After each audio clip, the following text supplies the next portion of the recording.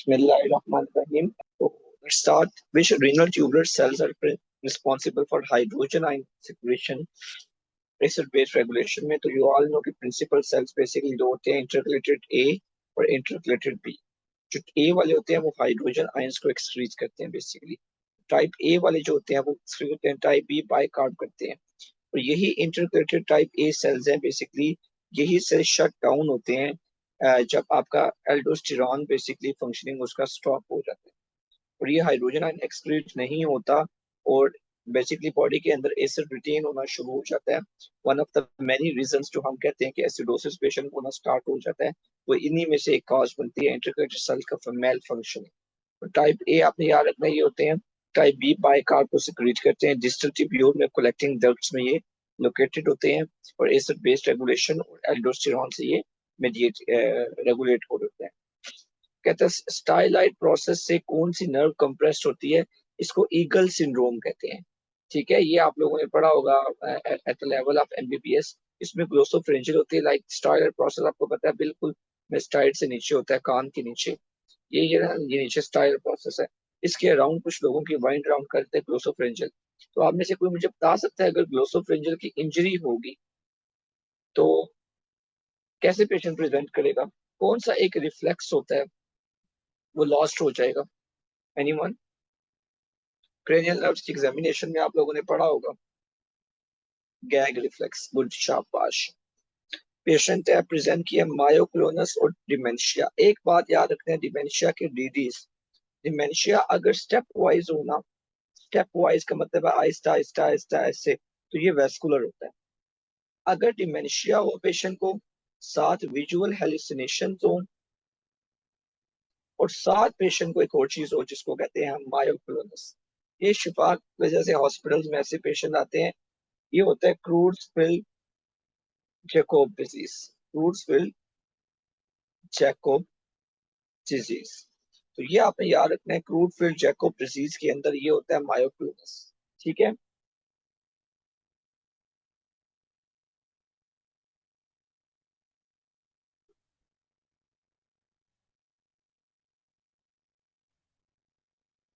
और just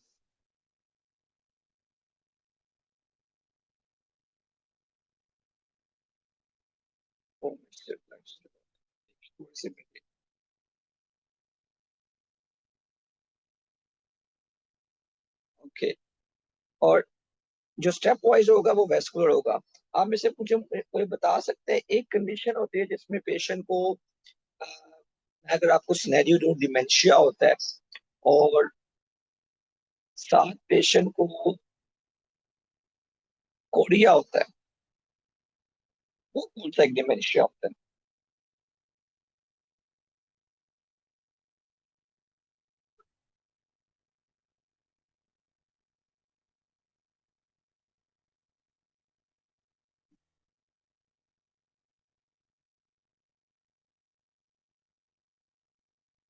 anyone? Korea के साथ कौन सा डिमेंशिया होता है? किसी को आइडिया? डिमेंशिया होता है, साथ पेशेंट को कोरिया होता है.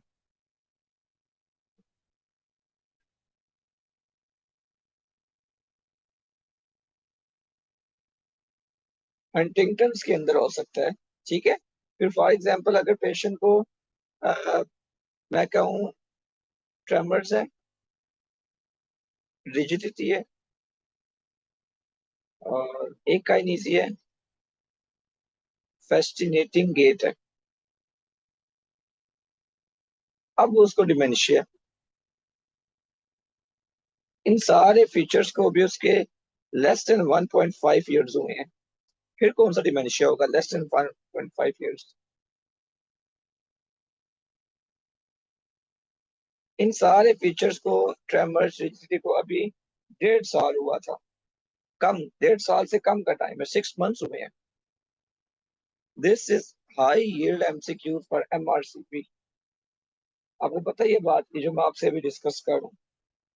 अगर आपने ये फॉरेन एग्जाम देने होंगे ना, ये आपको बार बार सवाल आएंगे. ये फुल स्टेम्स आती हैं इनकी. 6 मंथ्स की अगर हिस्ट्री हो तो इसको कहते हैं लेवोबार्डी डिमेंशिया. ठीक है. और अगर किसी मरीज के पार्किंसन के सिम्टम्स को 1.5 ईयर्स गुजर चुके हों, तब आप उसको कहते हैं पार्किंसन डिजीज का डिमेंशिया। ये बात क्लियर होगी। ये 4 डिजीज याद रखिएगा, पेपर में आते हैं। पेशेंट को वॉमिटिंग है, अभी उसकी पीएच कम है और बाइकार्ब भी कम है, एनाइन गैप उसका हायर साइड पे है, तो लाइकली क्या होगा, metabolic acidosis with increased anion gap. ठीक है।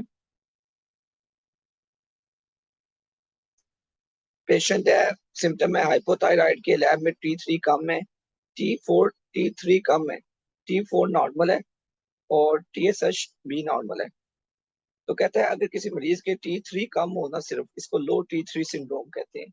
और ये सिक यूथायराइड सिंड्रोम होता है। बेसिकली क्या होता है कि हमारी बॉडी में जो T4 होता है ना, वो इनएक्टिव T3 उसमें कन्वर्ट ज्यादा हो रहा होता है। ये ज्यादातर एक्यूट आपको आईसीयू में मिलेगा। तो ये इसमें आपके जो इसको कहते हैं आर रिवर्स T3, बेसिकली वो क्लासिकल मार्कर है, हमारी लैब में पाकिस्तान में बहुत कम होता है। तो ये आप करवाते हैं, इन पेशेंट के अंदर आता है, आईसीयू के पेशेंट में ज्यादातर आपको मिलेगा। ठीक है। इसमें याद रखते हैं T3 कम होता है, T4 TSH ये दोनों नॉर्मल होते हैं। ये आईसीयू की सेटिंग में मिलता है। विच एंटीडायबिटिक इज रीनल स्टोन्स के साथ इंफॉर्मेशन बेस्ड एमसीक्यूज है, याद रखते हैं ग्लिप्टन्स बेसिकली करवाते हैं। Urogenital diaphragm attach to lateral pelvic wall, तो ये आप देखें, ये आपकी पेल्विस है, ये यूरोजेंटल डायफ्राम है। वो कहता है किस तरह लेटरल पेल्विक वॉल में क्या इशो प्यूबिक रेमाए होते हैं, बेसिकली बोन पड़ी होती है, इशियल रेमस और इंफीरियर प्यूबिक रेमाए पड़े होते हैं। ये आपको आ सकता है वैसे पेपर के अंदर। ये इसमें पढ़ा क्या होता है, यूरोजेंटल डायफ्राम के अंदर डीप ट्रांसवर्स पेरिनाई मसल और एक्सटेंसर यूरिथ्रल स्फिंक्टर, और ये पेडेंडल नर्व इसको सप्लाई कर रही होती है। और ये असल में आपने ये याद रखना है कि ये यूरोजेंटल अगर डायफ्राम है ना, उसके आगे पीछे बोन है। That's a main point you have to remember basically. कौन सी ड्रग के डार्क कलर के स्टूल्स आते हैं, जाइलोवोडीन है। जाइलोवोडीन का एक बारे में एक और बात आपने क्या याद रखनी है, ये अनीमिया करवाती है। और एक और इसके बारे में याद क्या रखनी है, ये प्रेगनेंसी में प्रेग्नेंट लेडी को दी जाती है अगर उसको HIV। ठीक है, याद रखना है इसके बारे में। पेशेंट है melena currant jelly stools. Currant jelly stools one liner buzzword है, ये बस वर्ड है। ठीक है, आगे आपको पढ़ने की जरूरत भी नहीं है। करंट जेली स्टूल जब भी सिनेरियो में आए और बच्चा हो, दिस इज इंटरसेप्शन। और ये याद रखना है, मैकल्स इसका डीडी में अगर आता है वो पेनलेस रोड जीआई ब्लीड होती है और करंट जेली नहीं होती। और मैकल्स जो होता है वो आपको पता है, इसमें रूल क्या होता है, रूल ऑफ 2 ईयर्स तक बच्चों में होता है। जो इंटरसेप्शन होता है, ये इसका 9 मंथ पीक होती है, 9 मंथ के बच्चे में होगा, 6 to 36 मंथ वैसे इधर लिखा हुआ है। और पोस्ट वायरल, लेकिन एक डिजीज होता है, अगर आप में से कोई पिक कर ले तो I will be super happy. Patient को एब्डोमिनल पेन होती है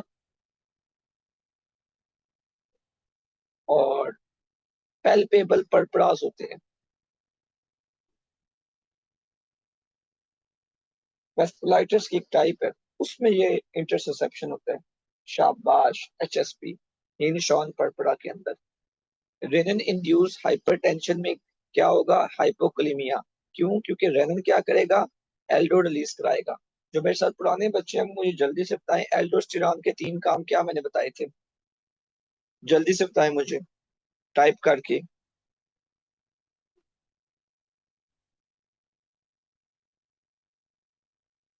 एल्डोस्टेरॉन आपके बॉडी में ये करवाता है,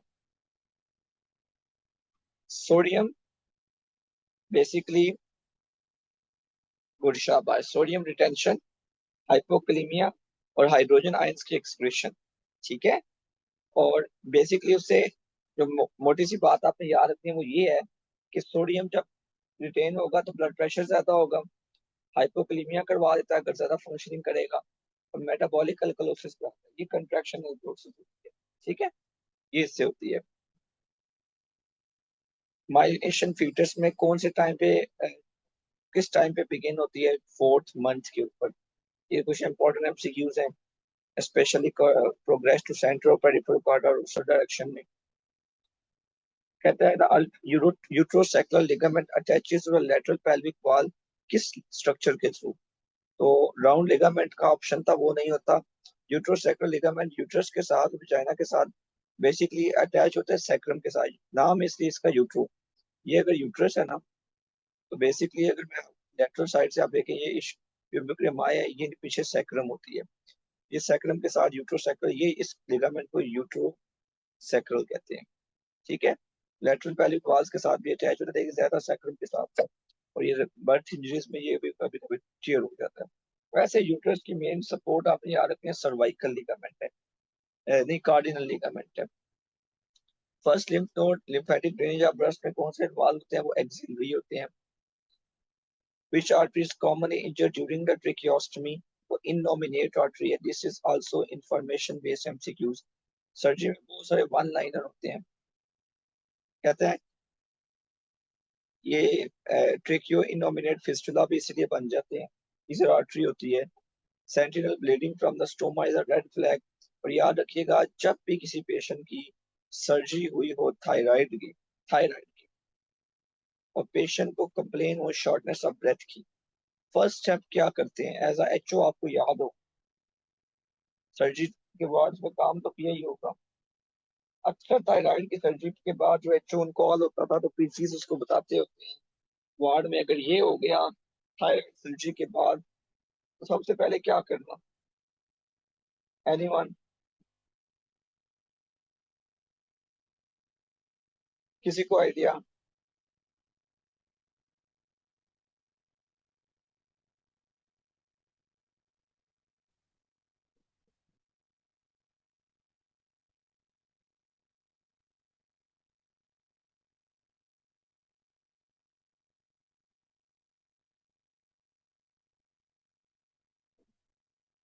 सबसे पहले स्टिचेस रिमूव करने होते हैं, ठीक है, फिर पेशेंट को ओटी में शिफ्ट करना होता है, ये याद रखना है। डेपाग्लिफ्लाजोन बच्चों वाला एमसीक्यूज है। SGL2 रिसेप्टर्स को इनहिबिट करता है, जो कि proximal tube view of kidney, kidney में ये होते हैं SGL2 रिसेप्टर इनहिबिटर। तो ये इससे क्या होता है कि यूरिन के अंदर ग्लूकोज का लॉस ज्यादा हो जाता है, तो ग्लूकोज लॉस होगा, वो अपने साथ पानी भी खींचेगा, वाटर भी। तो ये एक तो डायबिटीज में इसका इस्तेमाल है, एक इसका इस्तेमाल है इस्कीमिक हार्ट डिजीज में। वाटर लॉस होगा तो पेशेंट का एडीमा कम हो जाएगा, और इसके बारे में अब स्टडीज आ रही हैं। इसको जो CKD का पेशेंट है, इसमें प्रोटीन यूरिया के प्रोग्रेशन को ये कम करती है। ठीक है, ये याद रखना है dapagliflozin. What is the key difference between typical dementia और मल्टी इंफार्क्ट डिमेंशिया? मैंने पहले बता दिया था, जो मल्टी इंफार्क्ट का होगा वो स्टेप लैडर टाइप होगा। प्रेजेंस ऑफ फोकल, एक तो उसमें डेफिसिट भी होगा और साथ वो स्टेप वाइज होगा, आहिस्ता आहिस्ता बढ़ता जाएगा।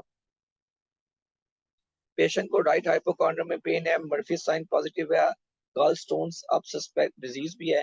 मैंने आपको बताया था, अगर किसी भी पेशेंट का, देखिए अगर एक पेशेंट को वैक्सिंग, राइट हाइपोकॉन्ड्रियम पेन के डिजीज को कैसे देखते हैं, वैक्सिंग और वेनिंग पेन होना खाने के साथ, तो ये स्टोन होता है।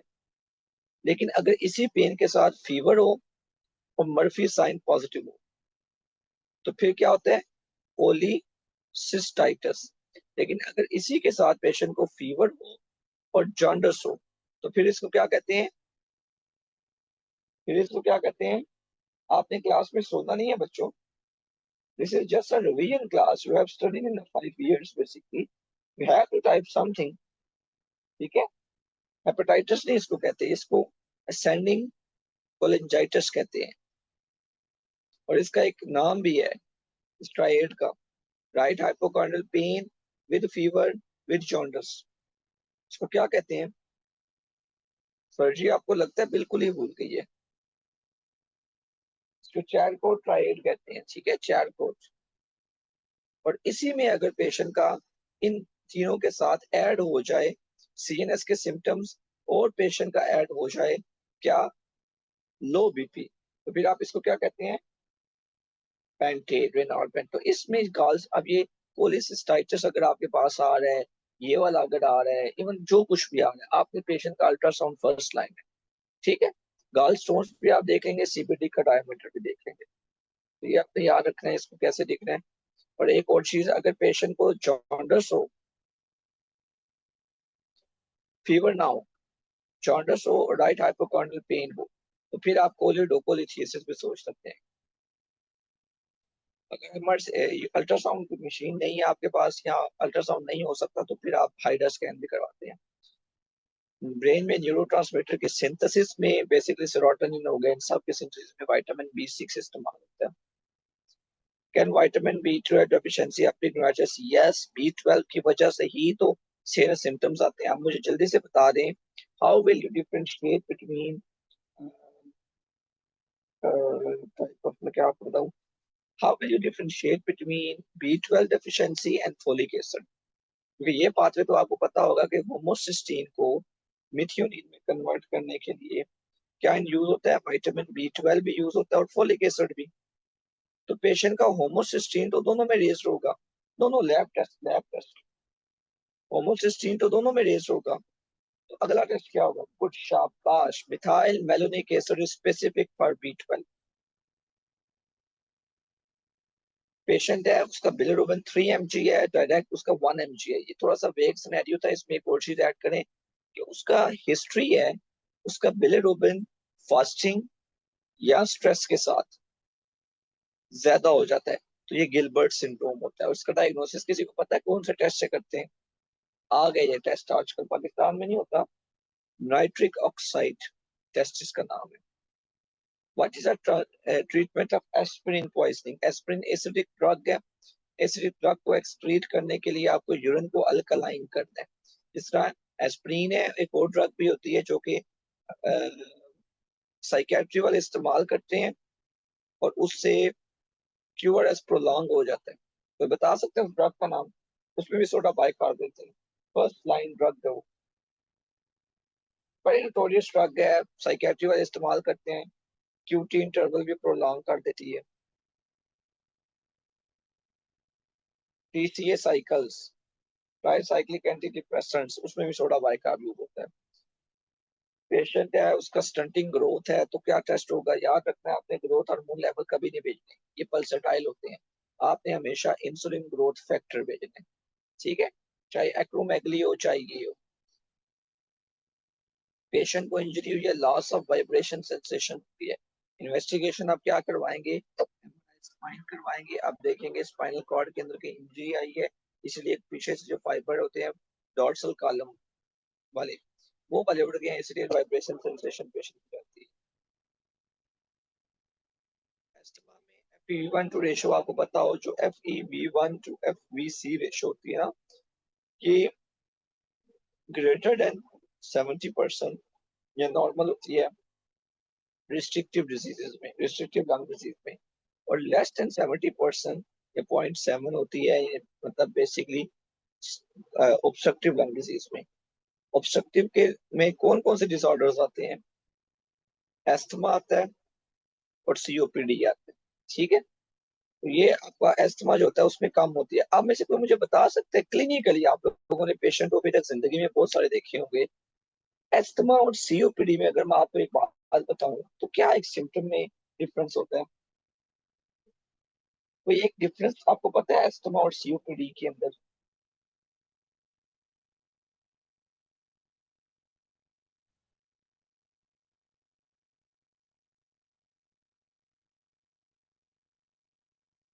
शाबाश, एपिसोडिक होता है, एपिसोडिक एस्थमा होता है। Which embryological structure give rise to both heart as well as midfacial bone? वो एक ही स्ट्रक्चर है, न्यूरल क्रिस्टल्स है, और इसके डेरिवेटिव्स आपने याद रखने हैं। बोन्स है, मेड्यूला है, लेप्टोमेनिंजीज है, मेलानोसाइट्स है, इंटेरोक्रोमोफिन सेल्स। देखें, इंटेरोक्रोमोफिन सेल ये जो हिस्टामिन रिलीज करवाते हैं, स्पाइरल मेम्ब्रेन्स है, एंडोकार्डियल कुशन है। ये आप आएगा, which one of vitamin is used as an antioxidant? Vitamin C है, इसके अलावा क्या होता है? ग्लूटाथायोन भी है, वैसे विटामिन तो नहीं है लेकिन वो भी यूज होता है। सिलीनियम है, विटामिन E है, most commonly involve artery MI के अंदर लेफ्ट एंटीरियर डिसेंडिंग आर्टरी है, इसी को कहा जाता है विडो आर्टरी।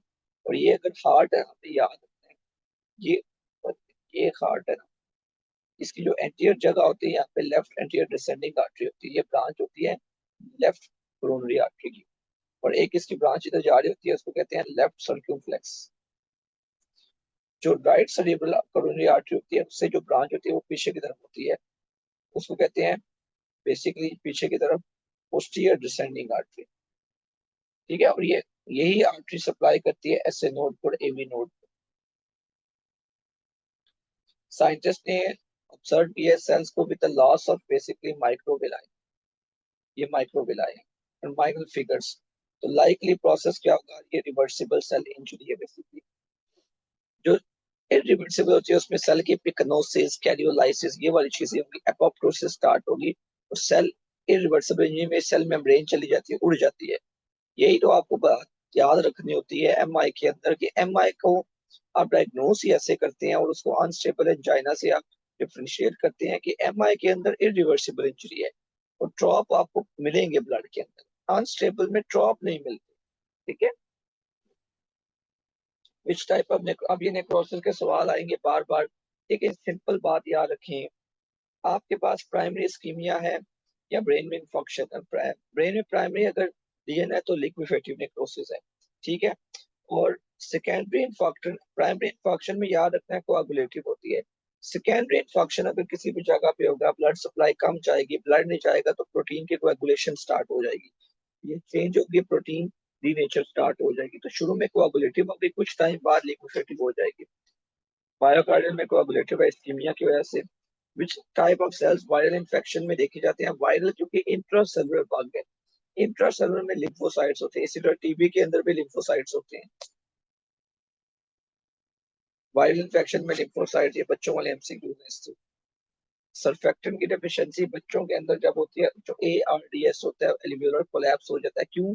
क्योंकि ए ये आपके सेल्स है, तो आपको पता है कि बेसिकली यहाँ पे पानी भी पड़ा हुआ होता है, ठीक है, वाटर होता है। तो बेसिकली जो सर्फेक्टेंट होता है ना, वो ऐसे पेस्ट्री है ऊपर, पानी की वजह से एक कोलैप्सिंग टेंडेंसी होती है, सर्फेक्टेंट उसको डैम डाउन कर देता है। अगर किसी पेशेंट का फॉर एग्जांपल सर्फेक्टेंट का इशू होगा तो टेंडेंसी उनकी कोलैप्स की ज्यादा होगी, ठीक है। आप मुझे बता सकते हैं इसका दूसरा नाम एआरडीएस का क्या है? दूसरा नाम क्या था पुराना?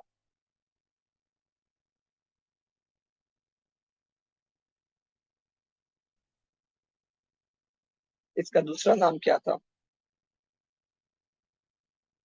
इसका नाम था हेलिन मेम्ब्रेन डिजीज, ठीक है। प्रोटीन बेसिकली डिपॉजिट हो जाता है मेम्ब्रेन के ऊपर, इसका दूसरा नाम ये था। और एआरडीएस बड़ों में जब होता है, बेसिकली बच्चों के रेस्पिरेटरी डिस्ट्रेस सिंड्रोम है। एडल्ट रेस्पिरेटरी डिस्ट्रेस सिंड्रोम का क्राइटेरिया किसी को पता है? वैसे कोई क्राइटेरिया आप लोगों ने हाउस जॉब में देखे नहीं होंगे, मरीज क्या क्या होते हैं? एक चलो मैं बता देता हूँ, कुछ आप लोग बताओ। ये तो होती है एक्यूट हिस्ट्री, 7 डेज से कम। एक होती है चलो PA टू FiO2 रेशियो, वो पेशेंट की बेसिकली 200 ml से भी नीचे चली जाती है। एक और आखिरी चीज क्या होती है?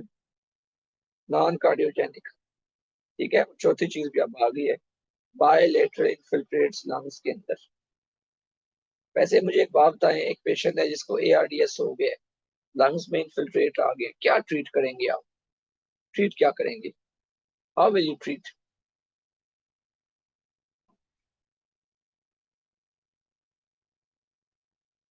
कौन सी ड्रग्स देंगे? रीलोड करने के लिए, लंग से पानी को बाहर खींचने के लिए, ऑक्सीजन दे दिया, वेंट पे डाल दिया मरीज को, चले गुड। और लेसिक्स देते हैं, डायबिटिक्स देते हैं, ठीक है।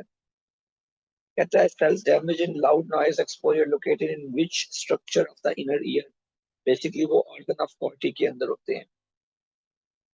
नॉइज अगर 85 डेसिबल से ज्यादा हो तो outer ear sales basically loss होते हैं, सेंस हियर लॉस हो जाता है पेशेंट का। उससे हाल ऑफ मेस्टाइड एंट्रम इन्फेक्शन, ये मैंने आकर नहीं पूछ रही थी, मुझे याद था।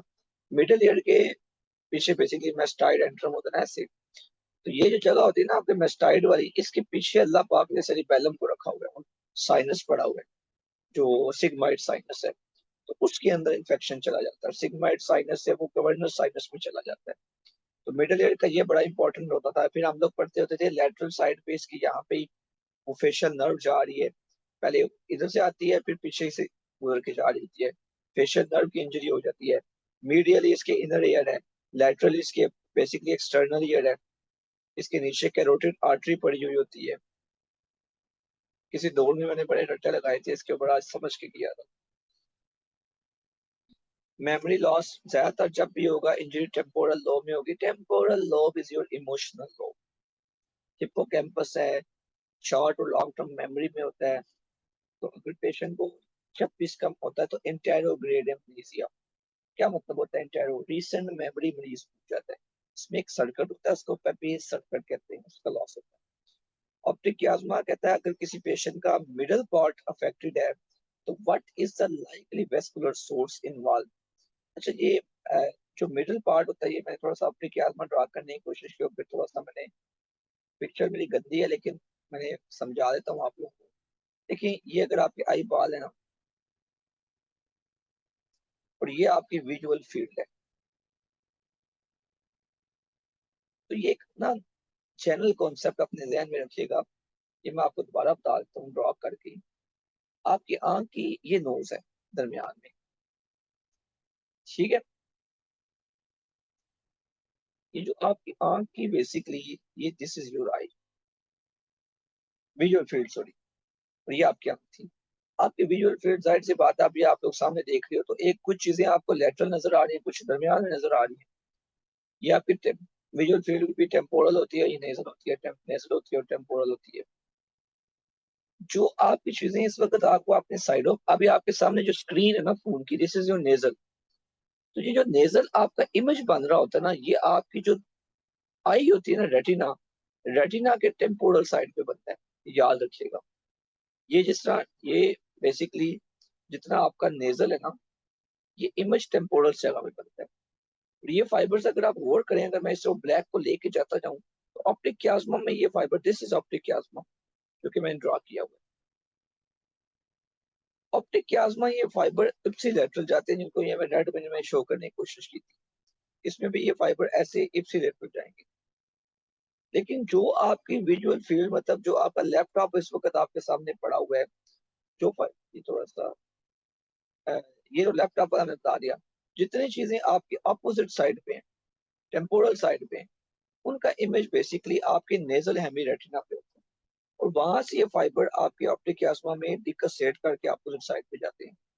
तो ऑप्टिक कियास्मा में जो डिकसेशन हो रही होती है, ये आप दरमियान में डिकसेशन देख रहे हैं, ये फाइबर्स की होती है टेम्पोरल आपकी विजुअल फील्ड से। आप सिंपल सी बात ये याद रखिएगा कि लैपटॉप को जो आप देख रहे हैं, इनके डिकसेशन नहीं होती, ठीक है। ये फाइबर्स नेजल वाले जो होते हैं, आपके जितने भी चीजें आप नेजल देख रहे हैं, जो आपके दरमियान में सामने पड़ी हुई हैं नेजल विजुअल फील्ड्स में, ये जाएंगे रेटिना के अपोजिट जगह पे। जब वो अपोजिट जगह पे जाएंगे तो वो ऑप्टिक कियास्मा में डिकसेट नहीं करेंगी, और वो बस चुपचाप साइडों से होकर गुजर जाएंगी। लेकिन जितनी चीजें आपकी पेरिफेरल विजुअल कॉर्टेक्स में पड़ी होती हैं, वो डिकसेट करती हैं। इसलिए जो भी आपका पेशेंट का ऑप्टिक कियास्मा का सेंटर में कोई मसला होता है, पिट्यूटरी का एडिनोमा होता है, तो आपने जो बात याद रखनी है, पिट्यूटरी का एडिनोमा में सेंट्रल पार्ट उड़ेगा जिसमें डिकसेशन हो रही थी, और ये डिकसेशन टेम्पोरल विजुअल फील्ड के फाइबर्स की होती है, टेम्पोरल विजुअल फील्ड। तो इसीलिए उसको कहते हैं बाय टेम्पोरल हेमियोनोपिया पेशेंट को होता है।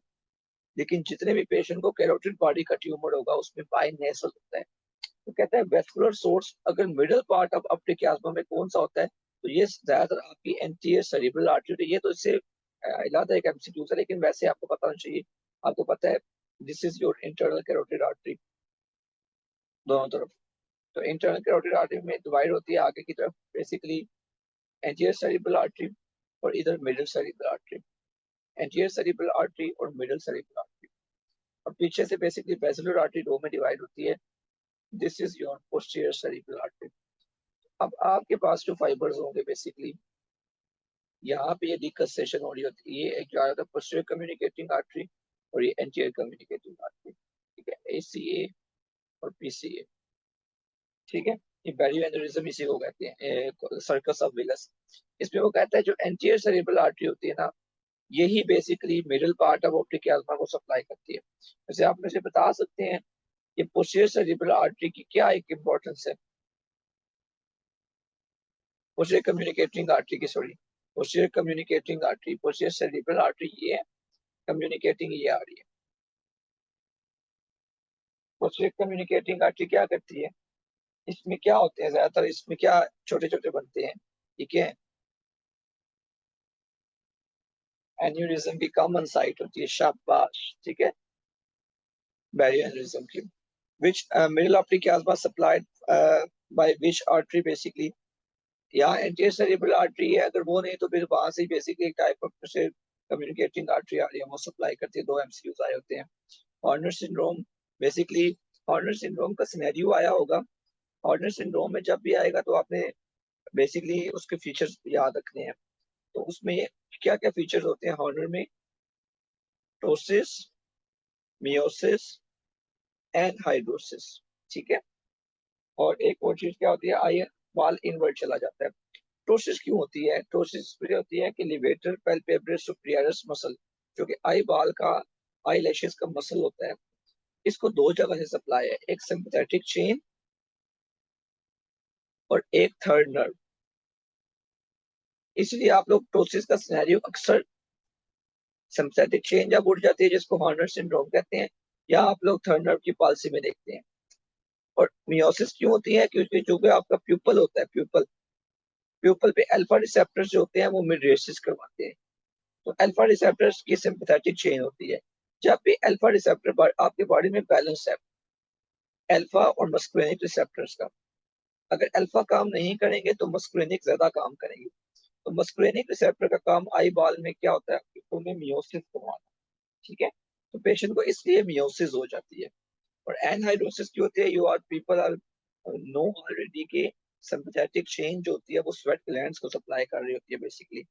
in cases of sweat glands are the only basically glands जो उनको sympathetic सप्लाई आती है, तो पेशेंट का स्वेटिंग जाती रहती है। पोस्ट गैंग्लियनिक फाइबर्स जो होते हैं बेसिकली उसके, वो स्वेटिंग वाले सिंपैथेटिक चेन से एसोसिएटेड होते हैं। तो इसमें सिनेरियो आया होगा पाइका का। पाइका क्या होती है? लेटरल मेडुलरी सिंड्रोम होता है, जो मेडुला होता है उसको बेसिकली आर्टरी सप्लाई करती है पाइका, उससे इंफीरियर सेरिबैलर आर्टरी। ये किसकी ब्रांच होती है, पता है किसी को?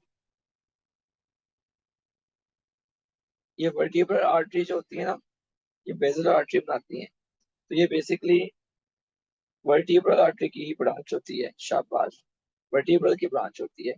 और ये बेसिकली पोस्टीरियर इंफीरियर सेरिबैलर आर्टरी इसका नाम है। इससे पेशेंट को बड़े फीचर्स आते हैं, 9th 10th 11th 12th nerves भी इन्वॉल्व होती हैं।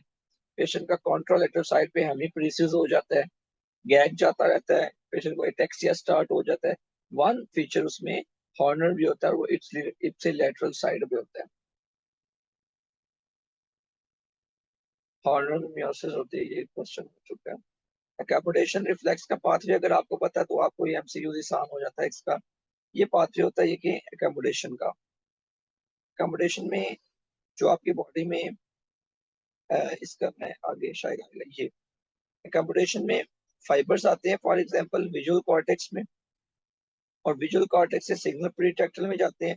मतलब देखें ये आई है ना, आई से फाइबर विजुअल कॉर्टेक्स में आए, वहां से ये मिड ब्रेन पड़ा हुआ है, मिड ब्रेन को आए, मिड ब्रेन से पैरासिम्पैथेटिक आए थर्ड नर्व के, सेकंड के थ्रू जाते हैं और थर्ड के थ्रू वापस आते हैं। तो ये आपने याद रखना है कि अगर कोई मसला चाहे विजुअल कॉर्टेक्स में हो चाहे ये मिड ब्रेन में हो, तो आपके पेशेंट को अकोमोडेशन रिफ्लेक्स उड़ सकता है। टिपिकल सिनेरियो होता है ये प्रीटेक्टल एरिया का, उसको अगर मसला होता भी अकोमोडेशन रिफ्लेक्स पेशेंट का उड़ जाएगा। ये देखिए अकोमोडेशन रिफ्लेक्स इन्वॉल्व करता है प्रीटेक्टल एरिया को या विजुअल कॉर्टेक्स को बेसिकली। फिर उसके बाद थर्ड नर्व के पास फाइबर्स आते हैं। तो ए अर्गाइड रोबस्टन प्यूपल होता है ना, अर्गाइड रोबस्टन प्यूपल, इसमें अकोमोडेशन रिफ्लेक्स प्रेजेंट होता है, ARP। इसका निमोनिक भी ऐसे ही है, अकोमोडेशन रिफ्लेक्स प्रेजेंट, सिंपल, अर्गाइड रोबस्टन। लेकिन राइट रिफ्लेक्स आपने याद रखना है, ये इसमें एब्सेंट होता है। ये अर्गाइड रोबस्टन प्यूपल किस डिजीज में होता है?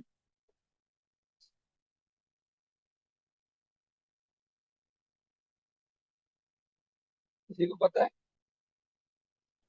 Syphilis. सिफिलिस में होता है, सिफिलिस में होता है। Facial features loss with ptosis, which brain region is most likely involved? तो ptosis मैंने आपको बताया था, facial feature loss with the ptosis अगर आपके पास आएगा तो आपने टोसिस की जो डिजीज कुछ याद रखने हैं अपने जहन के अंदर। वो थर्ड नर्व है और सिंपैथेटिक चेन है। ठीक है, तो ये प्रोसेस अगर किसी पेशेंट को हो रही है तो फिर थर्ड नर्व मिड ब्रेन से आती है, इसलिए मिड ब्रेन का पार्ट इन्वॉल्व होगा। लेकिन आपने याद रखना है कि अगर किसी पेशेंट को आप मुझे कोई बता सकता है ये एनीवन थोड़ा सा अ, मुझे बता सके कि अगर मिड ब्रेन का लीजन है, चलो ठीक है टोसिस तो हो रही है थर्ड नर्व की वजह से, तो फेशियल फीचर्स क्यों आए हैं? तो मिड ब्रेन से नीचे क्या पड़ा होता है? पोन्स। और पोन्स में क्या है? Seventh nerve. सेवन नर्व के मैंने आपको बताया था दो न्यूक्लियस होते हैं, एक अपर न्यूक्लियस होता है और एक लोअर होता है, दो, दोनों तरफ। तो जो आपकी फॉर एग्जांपल जो लोअर न्यूक्लियस होता है ना, इसको कॉन्ट्रालेटरल जो आपकी कॉर्टेक्स होती है वहां से फाइबर्स आ रहे होते हैं, ये कॉर्टेक्स है बेसिकली। ठीक है, तो कॉन्ट्रालेटरल कॉर्टेक्स की वजह से अगर फॉर एग्जांपल ये एरिया मिड ब्रेन का उड़ा है ना किसी पेशेंट का, तो फाइबर्स तो ब्रेन से आ रहे थे ना, ये वाले फाइबर जो opposite lower half of the facial nucleus को सप्लाई करने थे, ये उड़ जाते हैं। तो पेशेंट को थर्ड नर्व की पॉलिसी होगी, for example this is a right side, this is a left side. Third nerve की पॉलिसी लेफ्ट साइड की होगी, लेफ्ट साइड की, ऑल ओके। बट पेशेंट का जो लोअर हाफ फेस होगा वो राइट साइड का इन्वॉल्व होगा। इसको कहते हैं दिस इज बेसिकली क्रॉस्ड हेमिप्लीजिया। और साथ वीकनेस भी पेशेंट को लेफ्ट साइड की बॉडी की होगी, राइट साइड की सॉरी। ये अगर एक पेशेंट है ना,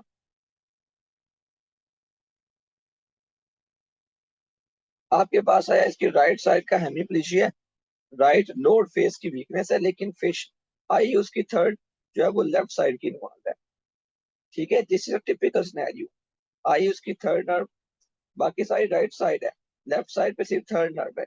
इसको कहते हैं क्रॉस्ड हेमिप्लीजिया, कि वीकनेस अपोजिट साइड की है, वीकनेस इस तरफ की है, लेकिन क्रेनियल नर्व थर्ड दूसरी तरफ की है। Facial nerve is, facial nerve को कभी नहीं सोचना इन केसेस में मिड ब्रेन। फेशियल नर्व की, फेशियल नर्व एक वाइड नर्व है ब्रेन के अंदर। बाकी जितने भी कॉर्टिकोबल्बर फाइबर्स होते हैं जो आपकी क्रेनियल नर्व्स हैं, उनको दोनों cortex, this is your cortex basically, cerebrum. बाकी जितने भी नर्व हैं, थर्ड है, फोर्थ है, सिक्स्थ है, सेवन, एट है, नाइन, 10, 11, 12, सबको फाइबर्स जो होते हैं वो दोनों कॉर्टेक्स से आते हैं। ये राइट से भी इसको आएंगे अगर ये राइट साइड पे पड़ी हुई है, और लेफ्ट से भी आएंगे इसी तरह। अगर थर्ड नर्व दूसरी पड़ी हुई है लेफ्ट साइड पे, उसको राइट से भी आएंगे, लेफ्ट पे। तो इसलिए आप लोग कभी भी इस्कीमिक स्ट्रोक्स के अंदर, जिन पेशेंट को अपर न्यूरॉन की पॉलिसी होती है, फॉर एग्जांपल इस्कीमिक स्ट्रोक्स हो रहे होते हैं, उनमें आप लोगों को कभी भी ये नहीं मिलेगा थर्ड नर्व की पॉलिसी, फोर्थ नर्व की policies, unless unless brain stem involve हो। ठीक है, मिड ब्रेन इन्वॉल्व हो, या पेशेंट का पोन्स इन्वॉल्व हो, या पेशेंट का मेड्यूला ऑब्लोंगेटा इन्वॉल्व हो। कभी भी आपको इस्कीमिक स्ट्रोक्स के अंदर आप लोगों ने कितने पेशेंट देखे होंगे, आपको ये पॉलिसियां नहीं मिलती। लेकिन जब भी पेशेंट का मिड ब्रेन इन्वॉल्व होता है, ब्रेन स्टेम इन्वॉल्व होती है, उनमें आपको ये देखने को मिलता है कि वीकनेस अपोजिट साइड की होती है, क्योंकि क्रेनियल नर्व जो होती है, फॉर एग्जाम्पल अगर ये राइट साइड की वीकनेस है, क्रेनियल नर्व अपोजिट साइड की इन्वॉल्व होती है।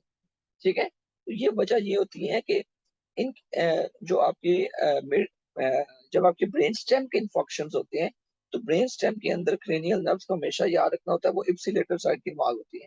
लाइक अगर लेफ्ट साइड की मिड ब्रेन का लीजन होगा, तो पेशेंट की लेफ्ट जो आपकी थर्ड नर्व है वो इन्वॉल्व होगी, लेकिन वीकनेस अपोजिट साइड की। क्यों? क्योंकि देखिए आपको ये बात पता होगी कि कॉर्टिकोस्पाइनल ट्रैक्ट डिस्क सेट करते हैं पिरामिड्स के लेवल के ऊपर।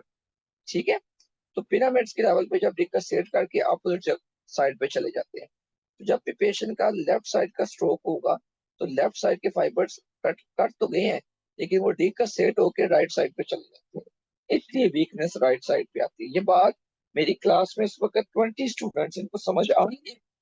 इसको क्रॉस हेमिप्लेजिया कहते हैं, कि आपको ब्रेन स्टेम के लीजन्स में मिलता है कि क्रेनियल नर्व्स अपोजिट साइड की होगी और वीकनेस अपोजिट साइड पे। क्रेनियल नर्व ज्यादातर उस साइड की होती है जिसमें ब्रेन में लिया होता है।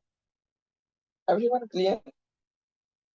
आपको पता है न्यूरो के आपको कितने एमसीक्यूज आते हैं, और ये one of the notorious MCQs है। ठीक है, ये आते हैं क्रॉस हेमिप्लीजिया के। लेकिन आपने सेवंथ नर्व के बारे में कंफ्यूज नहीं होना। सेवंथ नर्व को कहा जाता है हाइब्रिड नर्व। इसका अपर न्यूक्लियस है और एक लोअर न्यूक्लियस है, अपर और लोअर। जो लोअर न्यूक्लियस है उसको अपोजिट कॉर्टेक्स से फाइबर्स आते हैं, तो इसीलिए इस्कीमिक स्ट्रोक्स के अंदर lower half of the face involve होता है। पेन से जो सिनेरियो होता है उसमें न्यूरोस्पाइनोथैलेमिक ट्रैक्ट होते हैं, ये आपने याद रखना है। न्यूरोस्पाइनोथैलेमिक ट्रैक्ट होते हैं ए डेल्टा फाइबर्स के थ्रू लेके जाते हैं, प्लियोस्पाइनोथैलेमिक ट्रैक्ट सी फाइबर्स के थ्रू। पेन कहाँ से आता है? लेटरल स्पाइनोथैलेमिक ट्रैक्ट के थ्रू। एटेक्सिया सेरिबेलर का ट्यूमर में होता है और सेरिबेलर में भी वर्मक स्टब इन्वॉल्व। अच्छा जी। पेशेंट है मैस एलोकेटेड मिस एसोफेगस में, तो डायग्नोसिस क्या होगा? Squamous cell carcinoma. Mucinous secreting acid आए, जब भी आपको डिजीज में आए तो ये सब लिंगुअल होते हैं। अगर पेरोटिड का हो तो वो सीरस होते हैं, सब मैंडिबुलर मिक्स्ड होते हैं। पेशेंट को चीक चीक पे अगर लो हुआ है तो V2 इन्वॉल्व होगी, बेसिकली मैक्सिलरी। V3 का भी इन्वॉल्व होगी जब लोअर लिप की इन्वॉल्वमेंट होगी। आई की इन्वॉल्वमेंट होगी तो V1 to V ट्राइजेंडल की होगी। Which structure is typically spared in injury to left lung के हाइलियम में?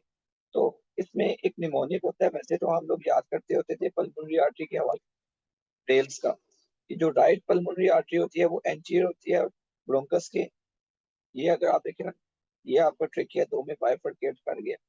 तो राइट पल्मोनरी आर्टरी जो होती है ना वो एंटीरियर होती है, ठीक है, और जो लेफ्ट होती है ये सुपीरियर होती है, ठीक है। और जो लेफ्ट होता है ना ब्रोंकस, ये ज्यादा थोड़ा सा लंबा होता है बेसिकली, और हॉरिजॉन्टल भी होता है कंपेयर टू राइट, इसीलिए राइट साइड पे ज्यादा एस्पायरेशन हो जाती है, छोटा सा होता है, लंग्स के अंदर चला जाता है सारा पानी। तो इसमें ये याद होती है कि ब्रोंकस पोस्टीरियर होता है, हाइला के थोड़ा सा पीछे की तरफ पड़ा होता है, इस वजह से इसकी मैकेनिकल प्रोटेक्शन हो जाती है। Which protein is the heart ventricles contribute to contractile stand to regulate? तो myosin light chain kinase होती है, ठीक है। इसमें याद रखना है, इसकी जब भी फास्फोराइलेशन होगी प्रोटीन, ये आपको मैकेनिज्म पता होगा। कैल्शियम आता है, कैल्शियम ट्रोपोनिन सी के साथ बाइंड करता है, ट्रोपोनिन सी आगे क्या करता है फिर जाके ट्रोपोमायोसिन को बेसिकली क्या करता है कि उसको कहता है कि वो ट्रोपोमायोसिन ट्रोपोनिन के साथ बाइंड हुआ होता है, ट्रोपोमायोसिन विद द मायोसिन, तो उसको कहता है भाई तुम हटो, तो फिर मायोसिन एक्टिन के साथ बाइंड कर जाता है। ये स्टार ट्रोपोनिन सी से होता है। कैल्शियम आके लगा, कैल्शियम ने आके ट्रोपोमायोसिन के ट्रोपोसिन सी ने ट्रोपोमायोसिन को कहा भाई तुम हटो, ट्रोपो जो मायोसिन के साथ तुम अटैच हो, मायोसिन फ्री हुआ, एक्टिव मायोसिन के कॉम्प्लेक्सेस बने। इस पाथवे के अंदर ये वो कह रहा है कि इसी पाथवे के अंदर कैल्मोडिनल कॉम्प्लेक्स में activated myosin light chain kinase होता है। ये नहीं, ये तो कैल्मोडिनल कॉम्प्लेक्स है स्मूथ मसल्स में बनता है, उसमें भी कॉन्ट्रैक्शन में इन्वॉल्व होता है। तो कहता है मायोसिन लाइट चेन काइनेज की फास्फोरिलेशन से मायोसिन लाइट चेन की कॉन्ट्रैक्टिव एफिकेसी ज्यादा हो जाती है, ठीक है। ये फास्फोरिलेशन को बीटा 1 स्टिमुलेशन से होता है, इसलिए आपने याद किया होगा जब ये सिंपैथेटिक सिस्टम आप पढ़ते हैं तो वो पॉजिटिव आइनोट्रोपिक होता है, पॉजिटिव क्रोनोट्रोपिक होता है, पॉजिटिव ड्रोमोट्रोपिक। तो ये सारा बेसिकली आइनोट्रोपिक इफेक्ट इसी तरह आता है, कैल्शियम आता है, कैल्शियम आके इसकी basically myosin light chain kinase की फॉस्फोराइलेशन करवाता है। वैसे भी प्रोटीन काइनेसिस जितने भी आपके बॉडी में एक्टिवेट होते हैं तो वो उनका काम फॉस्फोराइलेशन ही होता है। मायोसिन, ये लिखा हुआ है इसी बेसिकली मायोसिन प्रोटीन सी की म्यूटेशन की वजह से हाइपरट्रॉफिक कार्डियोमायोपैथी होती है। रीनल एस्कीमिया जब भी होगा, जिन जिन टिश्यूज में एंड आर्टरीज आ रही होती है उनमें पेन इन्फार्क्ट रेड इन्फार्क्ट होते हैं बेसिकली, ठीक है, हेमरेजिक होते हैं। नहीं, जिनमें बल्कि ड्यूल होती है उनमें होते हैं ये रीनल आर्टरी के अंदर। यस, रीनल आर्टरी में, हाँ रेड, रीनल में आई थिंक सो पेन नहीं होता। अच्छा, पेन नहीं होता रीनल में, हार्ट और स्प्लीन के अंदर होता है। यस हाँ, उनके तो सॉरी एंड आर्टरी होते हैं, किडनीज में नहीं होता। जो पे और जो आपका रेड इन्फार्क्ट होता है जिनकी ड्यूल सप्लाई होती है और जिनका लूज आर्किटेक्चर होता है, ये पेन इन्फार्क्ट आपको उसमें मिलता है आपके टेस्टिस के केसेस में, सॉरी हाँ, नहीं उसमें उसमें आपको रेड मिलता है, रेड रेड। रेड शेम इन्फार्क्ट होता है, हाल मार्क होता है स्टीमिया का, पेशेंट का LDH रेज होगा, करेक्ट वर्ड स्लिप में चला जाता है। Which term describes a amorphous eosinophilic material inflammatory histology, particularly serosal surface? अच्छा, इसका एक डीजी बेसिकली जो आपके पास इंफ्लेमेशन होती है उसके अंदर भी होता है, तो दोनों हो सकते हैं। फिब्रिनस इंफ्लेमेशन में भी एमॉर्फस मटेरियल होगा। रोमैटिक फिब्रिनस आपने पढ़ा होगा, उसको कौन सी एक बॉडीज कहते हैं जो कि रोमैटिक फीवर में बनती हैं? एशॉप बॉडीज। ठीक है। लिम्फोसाइट्स हिस्टोलॉजी में किस कंडीशन में देखे जाते हैं? क्रोनिक इन्फ्लेमेशन में। और टिपिकल कौन सी क्रोनिक इन्फ्लेमेशन? अगर आपको कहूं दरमियान में केजियस है, आगे पीछे एपिथेलियाइड सेल्स पड़े हुए हैं और फिर लिम्फोसाइट्स पड़े हुए हैं, ये किस में होता है? ये किस कंडीशन में होता है? टीबी के अंदर। शाबाश, आपका सिनेरियो भी यही था। What is posterior anatomical relation of the third part of duodenum? इसको करने से पहले आप लोग मुझे बताएं, ये एओर्टा है, ये मैंने कल भी एक क्लास में बताया था। एओर्टा के आगे आगे सुपीरियर मेसेंटेरिक आर्टरी, दरमियान में होता है basically third part of ureter. ये लेटरल साइड से आप देख रहे हैं, this is third part of ureter,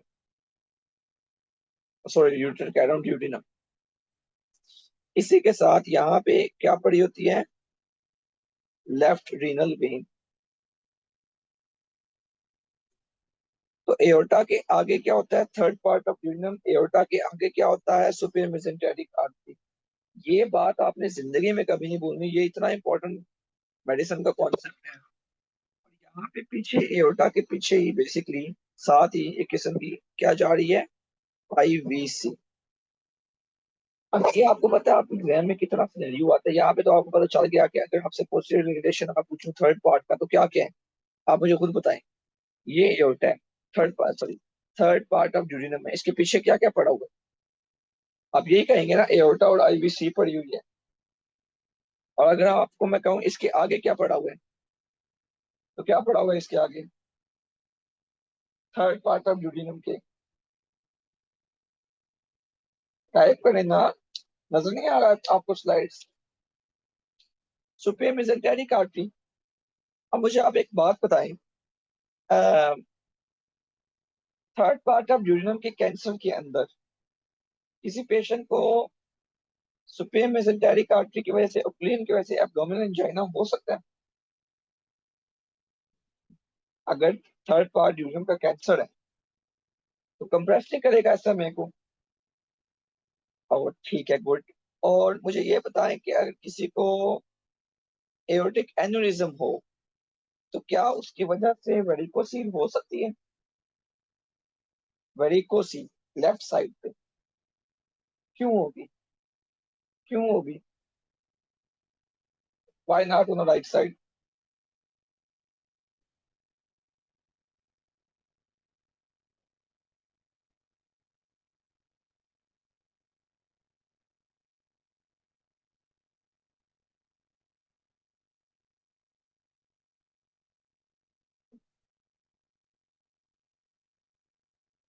क्यों होगी?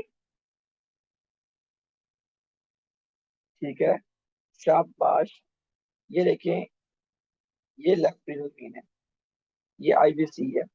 लेफ्ट रीनल आईवीसी में जाके वेन कर रही है, ये टेस्टिस है। Right gonadal when Sidhi IVC में जाती है।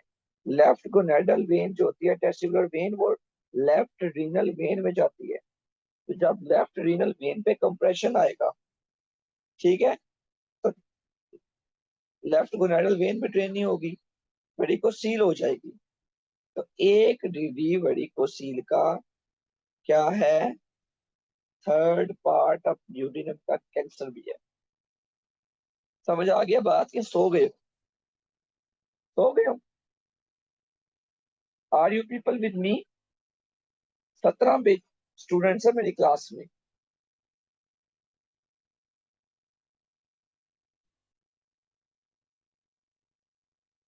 समझ आ रही है? मेरी समझ आ रही है? मैं बहुत तेज जा रहा हूँ।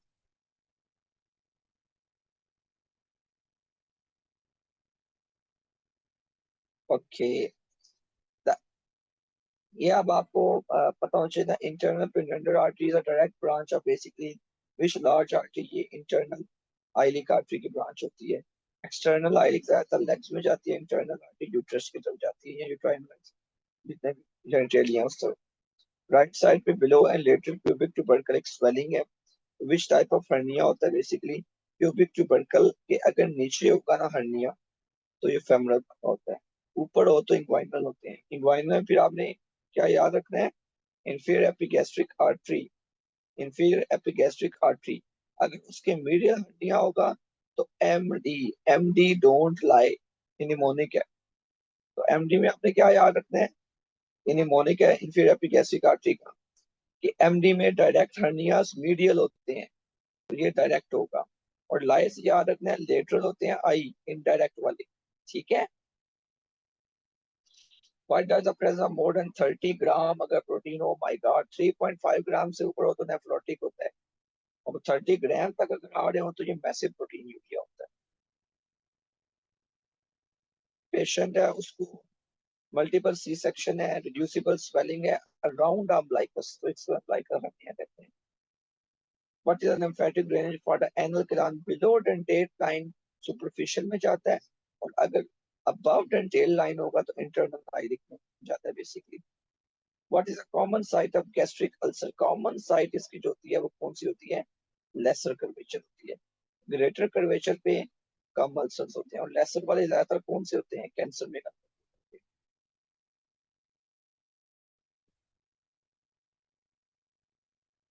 Trauma patient present blood in the pleural cavity, तो कहता है ये ट्रॉमा हुआ है लेफ्ट साइड पे, तो लेफ्ट साइड पे प्लूरल कैविटी में ब्लड कहाँ से आएगा? स्प्लीन अगर रप्चर हो जाए। Blood trauma leads to haemorrhagic shock, spleen, spleen के इन्फेक्शन से ज्यादा होता है। Which secretory product fundus of the stomach? ये याद रखना है, फंडस जो होता है ना, यहाँ पे पेराइटल सेल्स होते हैं। पेराइटल के बारे में याद रखिएगा कुछ बातें। एक तो ये इयोसिनोफिलिक होते हैं, हिस्टो में एमसीक्यूज आता है। एक इनसे इंट्रिंसिक फैक्टर रिलीज होता है, और ये हाइड्रोजन क्लोरिक एसिड रिलीज करते हैं। विच एनाटॉमिकल स्ट्रक्चर फोर गार्ड को मिड गार्ड से सेपरेट करती है? और यही वो स्ट्रक्चर होती है जो अपर जीआई की ब्लेड को लोअर जीआई ब्लेड से सेपरेट करती है। इसको कहते हैं ligament of trees. In trauma involving the right upper abdominal part and which organ injured होता है और रिस्पॉन्सिबल फॉर बेसिकली हेमरेज और एड्रिनल इंसफिशिएंसी? तो एड्रिनल इंसफिशिएंसी दे दिया है तो एड्रिनल ग्लैंड ही बेसिकली रप्चर होता है। ठीक है, राइट साइड का। ये डायरेक्ट वीनस ड्रेनेज इसकी होती है आईवीसी में, जिस तरह आपने पढ़ा है राइट रीनल वेन होती है सीधी जाती है, इसी रीनल का भी यही scene.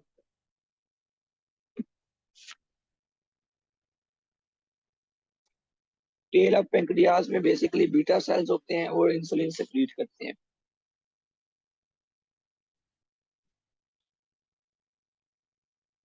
Nerve supplying the muscle, कौन सा कॉन्सेप्ट? टेल वाला?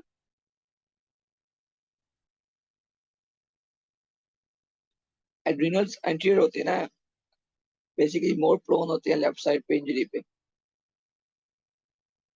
राइट, सॉरी, राइट साइड पे ज्यादा एड्रिनल्स होते हैं, लेफ्ट साइड पे स्प्लीन होती है। ठीक है। और ये बात आपको मैंने बताई थी पहले भी, कि जो आपकी लेफ्ट रीनल वेन होती है ना, वेन्स के वाले से, ये आईवीसी है। राइट रीनल वेन सीधी डायरेक्ट जाती है आईवीसी में, लेफ्ट वाली जो होती है वो भी ये डायरेक्ट आ रही है। लेफ्ट के अंदर क्या होता है? एड्रिनल जो गोनाडल वेन्स है ना आपकी, वो लेफ्ट वाली जो होती है वो रीनल वेन में जाती है, आईवीसी में सीधी सीधी नहीं जाती। इसी तरह एड्रिनल की भी जो होती है वो पहले रीनल वेन में जाती है। तो उसकी वजह से ये होता है कि फॉर एग्जाम्पल जिस तरह इसका एक क्लिनिकल कोरिलेंस है कि अगर किसी पेशेंट को फॉर एग्जांपल आरसीसी या रीनल सेल कार्सिनोमा है, जिस आपने अभी पढ़ा था नट क्रैकर सिंड्रोम उसको कहते हैं, जब third part of duodenum involve होती है, ट्यूमर हो उसका, तो उसमें क्या होता है कि लेफ्ट रीनल वेन के ऊपर कंप्रेशन आता है, जिसकी वजह से पेशेंट को वेरिकोसील हो जाता है। ठीक है। नर्व सप्लाई में मसल इन बोथ थाई और हिप में वो कौन सी नर्व होती है? अब आपने याद रखना है जो आपका गैस्ट्रिक अल्सर होते हैं ना, गैस्ट्रिक अल्सर ये आपके होते हैं बेसिकली। इसमें आपकी जो होती है वो गैस्ट्रिक, जो आपकी गैस्ट्रिक आर्टरी होती है, जिसमें आपने पढ़ा होगा this is coeliac trunk. Coeliac trunk में सबसे पहली ब्रांच क्या होती है? Left gastric artery. ठीक है, लेफ्ट गैस्ट्रिक आर्टरी ज्यादातर रप्चर होती है। फिर सीलिक ट्रंक से एक और आर्टरी कौन सी आती है? ये क्या जा रही है? Splenic artery. फिर एक और आर्टरी आती है जिसको आप कहते हैं हेपेटिक आर्टरी। हेपेटिक आर्टरी की सबसे पहली ब्रांच होती है गैस्ट्रोड्यूडिनल आर्टरी। ये जाती है ड्यूडिनम के पीछे, तो ये पोस्टीरियर ड्यूडिनल से में रप्चर होती है। ठीक है, और जो होती है लेफ्ट गैस्ट्रिक आर्टरी, ये लेसर कर्वेचर के जो अल्सर्स होते हैं उनमें होती है। क्लियर हो गया? क्लियर हुआ है या नहीं? ओके।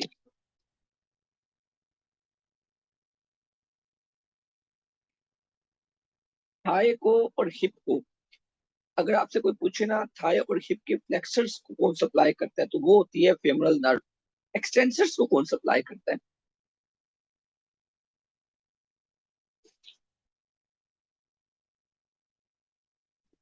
ये आपका कोर कॉन्सेप्ट थोड़ा मैं चेक कर लूं। प्रूडेंटल? नहीं, शैटिक करती है, शाबाश। और फोर आर्म के अंदर कौन सप्लाई करता है फ्लेक्सर्स को? फोर आर्म में, बाइसेप फेमरस को, फोर आर्म में, फोर आर्म में। रेडियल फ्लेक्सर्स को फोर आर्म में, मस्कुलोक्यूटेनियस। ठीक है, फोर आर्म के अंदर मस्कुलोक्यूटेनियस है, इसीलिए तो फोर आर्म की एक्सटेंशन हो जाती है जब musculocutaneous nerve C5 to C7, basically जब आपका अपर ट्रंक की पॉलिसी होती है ना, तो मस्कुलोक्यूटेनियस नर्व उड़ जाती है, इसलिए तो पेशेंट की एक्सटेंशन हो जाती है। एक्सटेंशन हम कौन कराता है फोर आर्म की?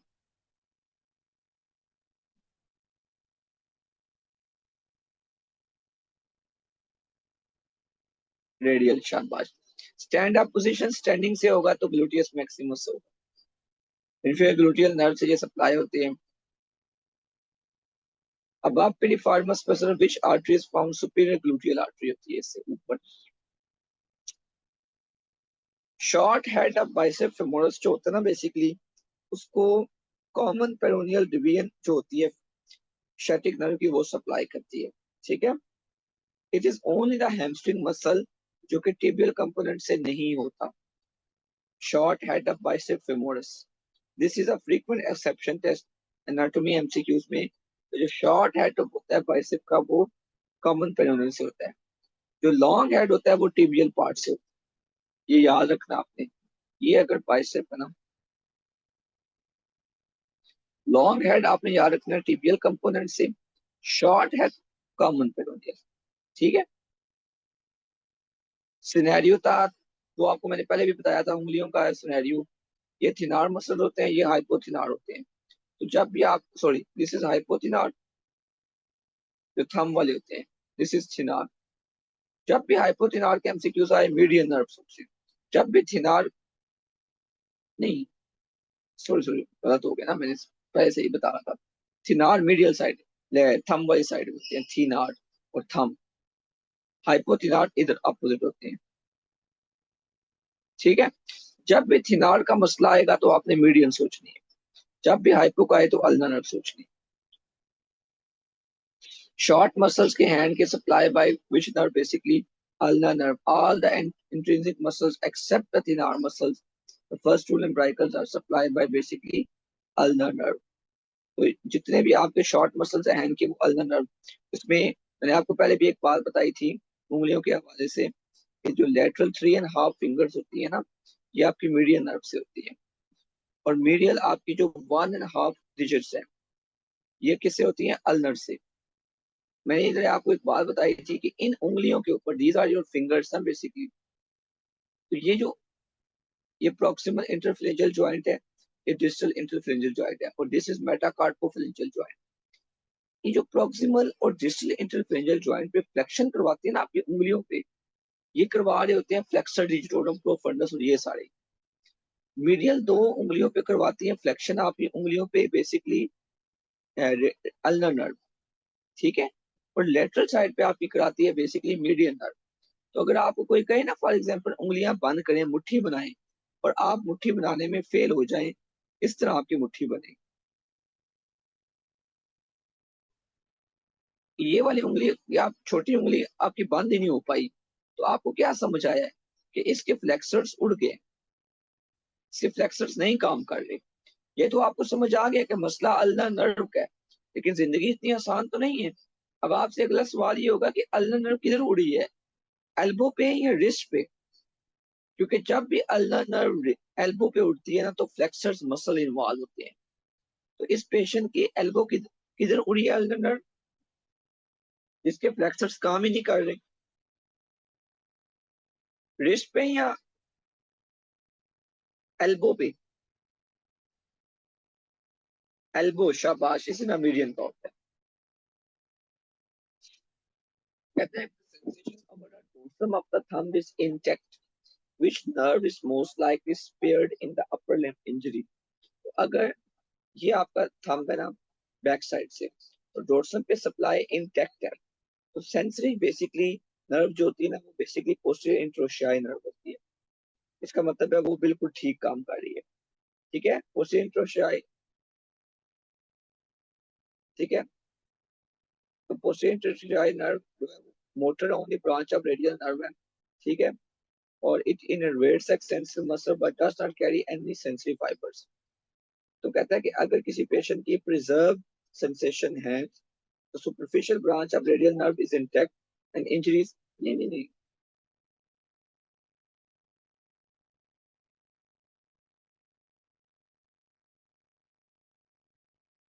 सेंसेशन अगर डोर्सल पे है तो which nerve is likely spared in upper limb injury? इसमें वैसे ये बात है कि जो पोस्टीरियर इंट्रोशियर नर्व होती है वो मोटर होती है, उसकी तो कोई क्यूटेनियस सप्लाई होती ही नहीं है। लेकिन जो आपकी सुपरफिशियल रेडियल नर्व होती है वो सेंसरी होती है, वो सप्लाई करती है डोर्सम ऑफ फुट को। तो अगर किसी पेशेंट की डोर्सम ऑफ थंब को अगर डोर्सम की सेंसेशन किसी मरीज की इंटैक्ट है तो उसका मतलब है तो सेंसरी नर्व उसकी स्पेयर्ड है। तो हाँ, तो मुझे लगता है ये थोड़ा गलत लिख रही है। Which nerve is most likely spared, तो ये पोस्टीरियर इंट्रोशियाई नहीं होगी, सुपरफिशियल रेडियल नर्व। बात समझ आई आपको? समझ आई ये बात? ठीक है, सुपरफिशियल रेडियल नर्व जो होगी ना वो सेंसरी है।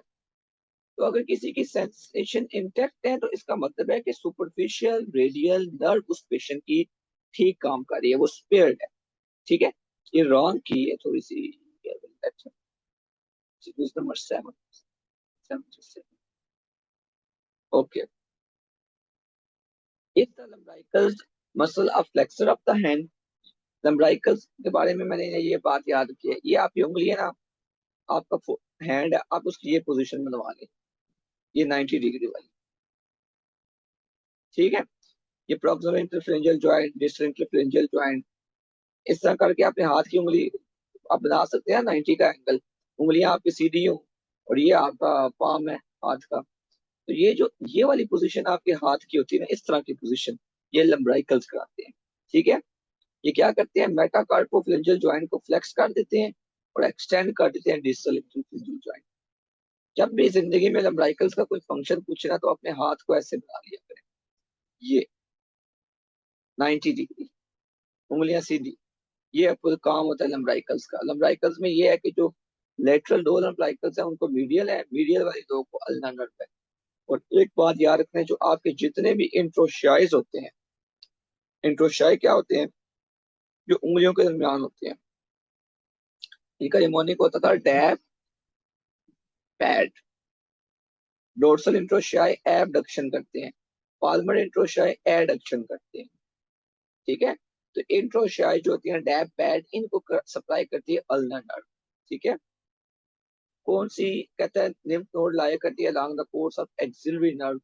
तो एक्सिलरी नर्व के अराउंड कोई लिम्फ नोड इसके साथ नहीं कार्य होती बेसिकली। ठीक है, ये क्वाड्रेंगुलर स्पेस से गुजर के जाती है। इसकी इंजरी कब होती है, कब ये इंजर होती है? वेस्टिंग तो हो जाती है डेल्टाइड की, लेकिन इसकी इंजरी कब होती है एक्सिलरी नर्व की? दो कंडीशन तो मुझे बताएं। एक तो आईएम इंजेक्शन से होती है, गुड शाबाश। सेकंड, सर्जिकल नेक का फ्रैक्चर, शाबाश। अब ये देखिए, ये सिनेरियो कोई मुझे पढ़ के मुझे बता सकता है, पेशेंट है, उसको क्लॉ है, डिफॉर्मिटी है, वीकनेस है उसको, ठीक है, सेंट्री लॉस है, medial side of four arm, ठीक है, मीडियल साइड का मतलब अल्नरवल साइड, तो लोअर ट्रंक इन्वॉल्व हो गई है अपर। अब आपको अपर ट्रंक का इतना तो पता होगा, C5 C6 बेसिकली, जो लोअर ट्रंक है CA to T1। Upper trunk आपको ये भी पता होगा, यहाँ से मस्कुलोक्यूटेनियस आती है, अल्नर आती है, सॉरी एक्सिलरी आती है, ठीक है, सुप्रास्कैपुलोशैप्युलर आती है, नीचे से अल्नर आती है। तो ये लियन ज्यादातर क्ला हैंड जब भी आता है, ये मसले लो ट्रंक के होते हैं, अपर में अपोजिट पॉलिसी होती है। कहते हैं if the nerve is located between the spinal root C5 and C6, which spinal root does it belong. C6 जिधर भी इन्वॉल्व हो जाए ना, याद रखिएगा ये इन्वॉल्व होती है उसको सप्लाई करने में। लिखा हुआ है जिस तरह के C6 विल फॉलो C6, यहाँ पे लिखा हुआ है कि अगर if a structure arises at a junction between C5 C6 such as upper trunk, it receives the contribution from both roots, but any branch that emerges more distally and more in line with C6, मतलब कहता है कि कोई भी branch अगर C6 के करीब से आएगी तो वो C6 से फाइबर्स लाजमी लेगी, ठीक है। जिसे कहते हैं मस्कुलोक्यूटेनियस नर्व है, उसकी C5 से C7 तक वो फाइबर्स देती है, लेकिन कहते हैं प्रिडोमिनेटली यूज करती है C6। तो C6 अगर कहीं इन्वॉल्व हो रही है, वहां से पक्के फाइबर लेगी। पेशेंट को ब्लो है ऑर्बिट के अंदर, नमनेस है अपर चीक में, लेटरल नोज में, अपर लिप के अंदर, इंफ्रा ऑर्बिटल नर्व की इन्वॉल्वमेंट। पेशेंट है, उसकी वाटर हैमर पल्स, ये बज वर्ड है, ठीक है, ये Corrigan sign, Corrigan sign, de Musset sign, de Quincke sign, ये पढ़िएगा क्या होते हैं वैसे। ये सब के सब साइंस एओर्टिक रिगर्जिटेशन के डायस्टोलिक मर्मर होते हैं। डायस्टोलिक मर्मर कोई और बताए मुझे, इसके अलावा कौन सा होता है एओर्टिक रिगर्जिटेशन के अलावा? दूसरा डायस्टोलिक मर्मर कौन सा? चलिए मुझे सिस्टोलिक मर्मर बताएं। सिस्टोलिक, देखिए सिस्टली है ना, सिस्टली में क्या होता है, ये वेंट्रिकल्स है, वेंट्रिकल्स ने कॉन्ट्रैक्ट करना था, ऐसी बात है। तो एओर्टा को क्या होना चाहिए, एओर्टिक वाल्व को ओपन और माइट्रल वाल्व को बंद, ठीक है, इसको क्लोज होना चाहिए, इसको ओपन होना चाहिए। अब आप लोग डॉक्टर हैं, खुद सोचो सिस्टोलिक मर्मर कौन से होंगे, जब एओर्टिक वाल्व ओपन नहीं हो रहा और माइट्रल वाल्व ओपन हो गया पीछे से, ठीक है, यहाँ से ही सोच लो ना। तो सिस्टोलिक मर्मर कौन कौन सी होंगी, एओर्टा ओपन नहीं हो रहा तो मतलब aortic stenosis, mitral valve open हो गया तो माइट्रल रीगर्गिटेशन, शाबाश। और क्या हो सकता है रीगर्गिटेशन के अलावा, एक और माइट्रल वाल्व का कौन सा मर्मर हो सकता है, माइट्रल वाल्व प्रोलैप्स, ठीक है, शाबाश। तो मुझे खुद सोच के बताओ, मैं आपको कंडीशन बता रहा हूँ डायस्टली में, डायस्टली है ना, तो डायस्टली में क्या होता है, वेंट्रिकल्स ने रिलैक्स होना होता है। रिलैक्सेशन में क्या होगा कि बेसिकली अगर ये आपका एट्रियम है और ये वेंट्रिकल्स हैं, तो डायस्टली में, ओहो इतनी गंदी पिक्चर, ये एट्रियम है, ये वेंट्रिकल्स है। डायस्टली में क्या होता है, माइट्रल वाल्व को ओपन होना है और एओर्टिक वाल्व को बंद हो जाना है नॉर्मली।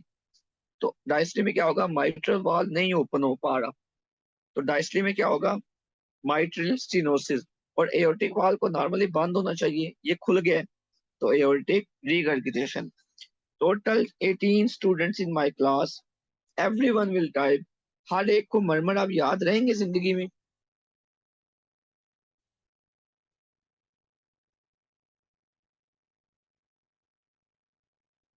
ठीक है। ये कुछ स्टूडेंट्स क्यों टाइप करते हैं, बाकी को मैं क्लास से निकाल, सब टाइप करें, किसी को नहीं समझ आया मेरे से पूछें। वंस इन अ लाइफ ये एमसीक्यूज होते हैं, आप लोग एक क्लास में अगर बैठे हो उनको सीख के जाओ ताकि आपको बार बार रटे ना मारने पड़े। ये एमसीक्यूज पेपर में आ जाए उधर आप कंफ्यूज हो जाओ। आ गई है समझ सबको?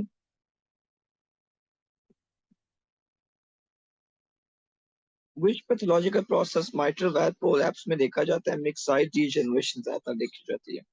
ठीक है, ये इसकी काज है, तो ये सिस्टोलिक मर्मर करेगा। पेशेंट को रिकरेंट यूटीआईज हो रहे हैं और urease positive ammonia like organism देखा गया है, स्टोन्स भी बन रहे हैं, तो ये प्रोटीएस से होते हैं। मैग्नीशियम अल्कलाइन फास्फेटेट स्टोन्स होते हैं। पेशेंट है प्रोग्रेसिव सॉफ्ट टिश्यू नेक्रोसिस है, क्रेपिटस है, फाउल स्मेलिंग डिस्चार्ज है, तो बाद क्या होगा? क्लोस्ट्रिडियम पर फ्रिंजेस होगा। ये याद रखिएगा, जब भी पेशेंट को जॉ पे मैस हो, ट्रेन हो रहा हो वहां से, जॉ मैस विद पस और येलो ग्रेन्यूल सिनेरियो में हो, यकीन करें आगे आप ना भी पढ़े ना कुछ, ये तीन चीजें हो या साइनस बनाओ और वहां से येलो कलर की ग्रेन्यूल्स आ रहे हो, दिस इज एक्टिनोमाइसिस। ये याद रखिएगा, ये बहुत एमसीक्यूज आते हैं। पेनिसिलिन दी जाती हैं, ये होते फिलामेंटियस हैं, नॉन एसिड फास्ट। इसका इंपॉर्टेंट डीडी होता है नोकार्डिया, वो एसिड फास्ट होता है। कहते हैं विच बैक्टीरियल प्रोटीन स्टेफ की होती है, असल में वो ऑप्सोनाइजेशन से उसको बचाती है। ठीक है, तो कैसे? बेसिकली जो आपके पास आईजीजी एंटीबॉडी है ना, आईजीजी एंटीबॉडी का होता है एक एंटीजन बाइंडिंग पार्ट और एक होता है एफसी रीजन। एफसी रीजन के पीछे मैक्रोफेजेस आके अटैच होते हैं और जो भी चीज इस एंटीजन बाइंडिंग पार्ट पे होगी उसको आके खा जाते हैं। तो अब जब स्टेफ आके बाइंड करते हैं ना, स्टेफ इधर, स्टेफ आया है, तो स्टेफ क्या करता है? एफसी रीजन के साथ अपने प्रोटीन ए को बाइंड कर देते हैं। तो अब मैक्रोफेजेस इसके साथ अटैच ही नहीं हो पाते। ठीक है, तो ये आप कहता है what does medial medical ethics clinical practice patient कहते हैं डायबिटीज के अंदर क्या इनहेरिटेंस का पैटर्न होता है? वो पॉलीजेनिक इनहेरिटेंस होती है। विच बोन की पार्ट बनाती है मीडियल लब्ज जो आर्च का? वो टेलस होती है। टेलस के एमसीक्यूज बहुत ज्यादा आते हैं, मीडियल का सपोर्ट होती है। पेशेंट को ट्रॉमा हुआ है, चाइल्ड बर्थ शॉक में चली गई आफ्टर डेथ, तो क्या होगा? बेसिकली उसको सेप्सिस के अंदर ब्लड लॉस की वजह से शॉक में चली गई है। अगर फीवर साथ हो रहा है तो सेप्सिस है। और अगर मैं कहूँ डिलीवरी के बाद पेशेंट को शॉर्टनेस ऑफ ब्रेथ हो गई है, फिर क्या है? डिलीवरी हुई है, अभी शॉर्टनेस ऑफ ब्रेथ स्टार्ट हो गई है।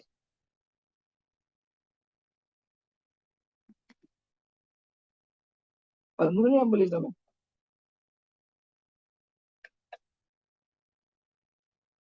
शाबाश, एमनियोटिक फ्लूइड होगा। पेशेंट है फेंट्स व्हाइल गिविंग ब्लड, पेल हो गया, स्वेटी हो गया, ब्रेडिकार्डिया, हाइपोटेंसिव, सारा पैरासिम्पैथेटिक सिस्टम। पैरासिम्पैथेटिक सिस्टम की वजह से बेसिकली वेसोडाइलेशन होती है, ठीक हो जाएगा। पेशेंट एब्डोमिनल पेन है, स्टार्ट अब्लाइकल रीजन में, अब राइट क्वाड्रेंट फोसा में चला गया, टेंडरनेस भी है, तो ये अपेंडिसाइटिस के अंदर होती है चीजें। अपेंडिसाइटिस में कौन सा एक साइन क्लिनिकल किया जाता है? रॉब्जिंग साइंस। ये क्या होता है रॉब्जिंग साइन? पल्पेट करते हैं आप लेफ्ट क्वाड्रेंट को, ठीक है, और पेशेंट को पेन राइट क्वाड्रेंट पे होती है इरिटेशन की वजह से। कहता है विच component of skin primary responsible for resistance? वो कोलेजन का काम होता है, नहीं केराटिन का सॉरी काम होता है। अच्छा मुझे बताएं केराटिन के हवाले से कौन सी कुछ दवाइयां जो इधर आके इकट्ठी होती हैं? पता है किसी को? Terbinafine, griseofulvin. Patient present with fatigue, labs के अंदर एलिवेटेड एमसीवी है, हाइपर सेगमेंटेड न्यूट्रोफिल। एमसीवी जब भी ज्यादा हो और साथ हाइपर सेगमेंटेड न्यूट्रोफिल्स आ जाए, दिस इज B12 या folate deficiency. Always always remember. एक डायमंड ब्लैक मैन सिंड्रोम भी होता है, लेकिन वो छोड़ दिया। ठीक है, या फोलिक एसिड होगा या विटामिन B12 होगा। पेशेंट को येलोइश डिस्कलेशन है, डार्क कलर का यूरिन है, कोई फीवर नहीं था, एब्डोमेन में अनकंजुगेटेड बिलिरुबिन ज्यादा है, एलडीएच ज्यादा है, डिक्रीज हेप्टोग्लोबिन लेवल्स है और रेटिक्स काउंट उसका 8% है। तो आप देखिए रेटिक्स 2 से ज्यादा है तो ये हेमोलिसिस हो रहा है। एक बात आपको पता चल गई, डार्क यूरिन आ रहा है इसका मतलब क्या है कि ब्लड आ रहा है बीच में, एच भी जा रहा है, हीमोग्लोबिन। दूसरी बात पता चल गई, अनकंजुगेटेड बिलिरुबिन आपको ये बता रहा है कि ये haemolysis basically extra vascular haemolysis है, स्प्लीन के अंदर हो रहा है। तो ये सारे, और हेप्टोग्लोबिन ये बता रहा है कि इंट्रावेस्कुलर है। तो ये मिक्स टाइप ऑफ हेमोलिसिस है। बेसिकली आप ये बात याद रखिएगा, ये हीमोलिटिक एनीमिया में होता है। आप मुझे आप में से कोई बता सकते हैं हीमोलिटिक एनीमिया में कैसे आपको पता चलता है कि ये एक्स्ट्रा वेस्कुलर है या इंट्रावेस्कुलर है? पहले मुझे एक्स्ट्रा का बताएं। साइड होती है स्प्लीन ये, ठीक है। इन पेशेंट में एक्स्ट्रा वेस्कुलर वाले में स्प्लीनोमेगैली होती है, और ये ज्यादातर उन पेशेंट में होती है जिनमें आरबीसीज की शेप चेंज होती है। नहीं बच्चे, शिस्टोसाइट्स एक्स्ट्रा वेस्कुलर में नहीं आती, यही तो मुझे शक था। एक्स्ट्रा वेस्कुलर में क्या होता है, मुझे पहले बताएं क्लिनिकली क्या होता है। क्लिनिकली जब आप पेशेंट को एग्जामिन करते हैं क्या मिलता है? देखिए ना, किधर हो रही है एक्स्ट्रा वेस्कुलर, स्प्लीन के अंदर। तो स्प्लीन मिलेगी, जॉन्डस होगा, क्योंकि क्यों? क्योंकि बिलिरुबिन बन रहा है, ठीक है। जॉन्डस होगा, स्प्लीन होगी, और गाल स्टोन्स होंगे, ठीक है। और लैब्स में क्या कराओगे?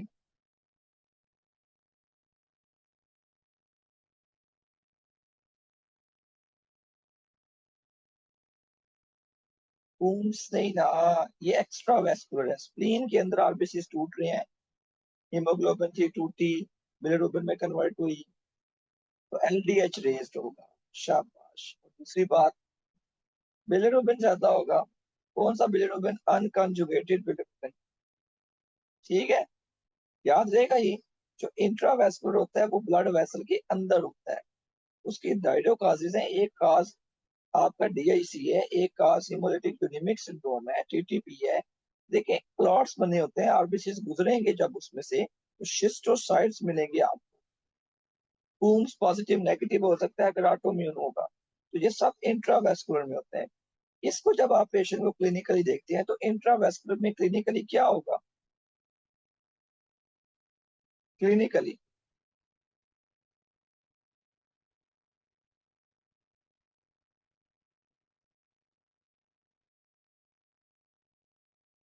कोई बता सकता है क्लिनिकली क्या होगा बेड साइड? अगर मैं आपको कहूँ, आरबीसी जब टूटते हैं तो बीच में से क्या निकलता है? हीमोग्लोबिन। हीमोग्लोबिन जब ब्लड में आती है तो यूरिन का कलर क्या हो जाएगा? रेड कलर यूरिन, ठीक है। Dark urine, red colour urine आएगा। और क्या होगा? ये क्लिनिकली हो गया।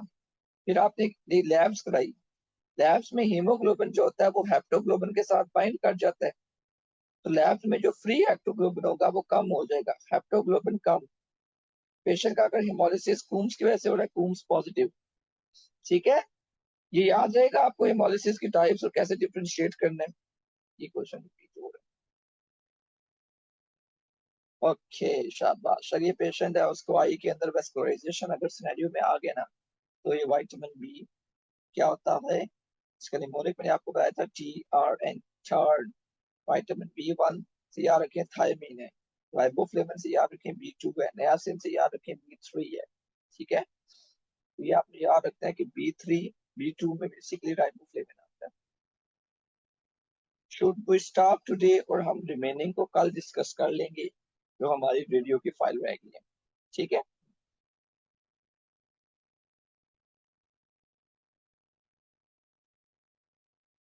ओके, कल हो सकता है हम थोड़ी क्लास जल्दी रखें।